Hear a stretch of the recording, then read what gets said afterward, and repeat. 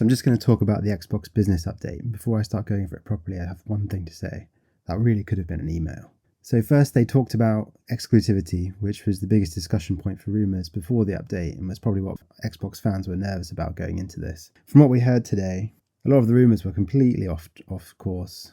All the people saying that Starfield and things like that were going multi-platform are completely wrong. Despite all the doomsayers proclaiming the end of Xbox as we know it, it all boils down to 4 games coming to other platforms. In this video, Phil Spencer declined to specifically name those games, which is fair enough because obviously the teams themselves are probably going to announce that.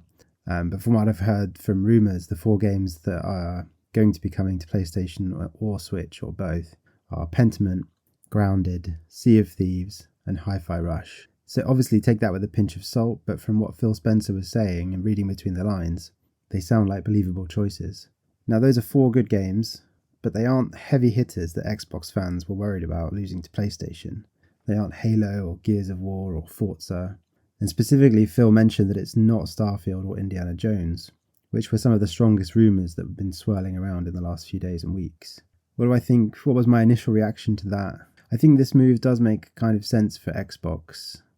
They go on in the video to talk about how this makes sense from a business perspective, and I'll save you some time by just saying the bloody obvious: money. Of course they'll make more money if their games go to more systems, and especially with the 4 games that are rumoured to be going multi-plat. If we just take them one by one, Sea of Thieves is a live service which has been around for quite a while on Xbox and PC, and it's probably run its course with getting new players in on those platforms. I imagine there's a dedicated player base who check in regularly, but growth must have been pretty much static or have stopped altogether for quite a long time on that one. Pentiment's a smaller, more focused narrative experience from Obsidian, which was critically acclaimed on release, but I imagine didn't do that well commercially, given that it was on Game Pass. I do think there's probably a sizable audience who would buy this and play it on PlayStation. And you have to think, no one's going to buy a Series X to play Pentiment, but if it's on PlayStation Store or on your PS5, you might well pick it up and give it a try. So I think this is a really good choice. Hi-Fi Rush is probably similar to Pentiment in this regard. It's a game that was really well received critically, but because it came out on Game Pass and Xbox only, probably didn't make quite as much money and didn't do as well financially. Releasing this on Switch makes a lot of sense, as I think it's a game that will lend itself to handheld. And doing this gives it a second chance. And as Phil Spencer mentioned in the video, this may mean they're able to greenlight a sequel if it does well enough from this move. Lastly, there's Grounded, which I have to be honest, I don't actually know much about, but from what I've read is a survival game with multiplayer elements. I know it was developed by Obsidian and was received quite well, but I can't imagine it made much money on its first run. And again, similar to the other games, this is just another chance for it on a different platform. So overall, what to make of these choices? I think they seem very reasonable. Aside from maybe Sea of Thieves, none of them are games with emotional connections to Xbox hardware. They aren't the games you think of when you think of Xbox. And they aren't games with massive dedicated fan bases who'll be pissed off about their release on PlayStation. I think there's 2 ways to look at this announcement today and the fact that these games are coming to PlayStation and Switch.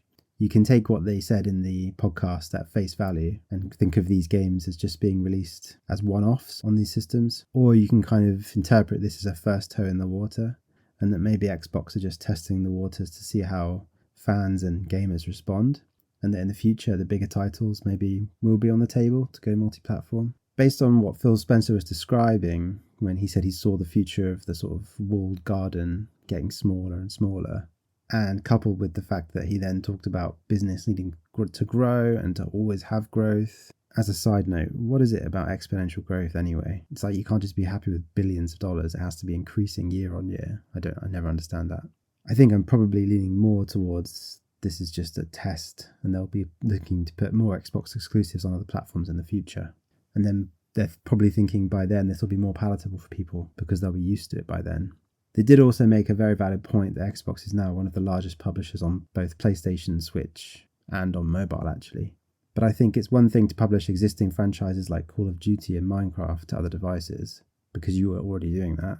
And it's something else entirely to bring something like Halo to PS5. Games like Halo, Gears of War, Forza, they have very sort of dedicated fan bases within the Xbox community, and they have very strong emotional connections to the Xbox brand. So I think it would be quite a leap to bring something like that to PlayStation and expect people to just kind of swallow it. And then they went on to talk about the inversion of hardware driving software in the past to now software driving hardware with games like Fortnite and Pal World. And they reconfirmed their commitment to hardware and teased future releases, including the next generation being the biggest generational leap ever, apparently. I think they're always saying that. I mean, they said that about this generation, and it's been really difficult to tell the difference between some PS4 and PS5 games. So, I don't think we've not really experienced this generation yet, so I think it's a bit early to be talking about the next one. But they did also tease something coming this Christmas. That's probably the leaked digital-only console. So in summary, this presentation was obviously a very managed, curated, practiced and rehearsed, set up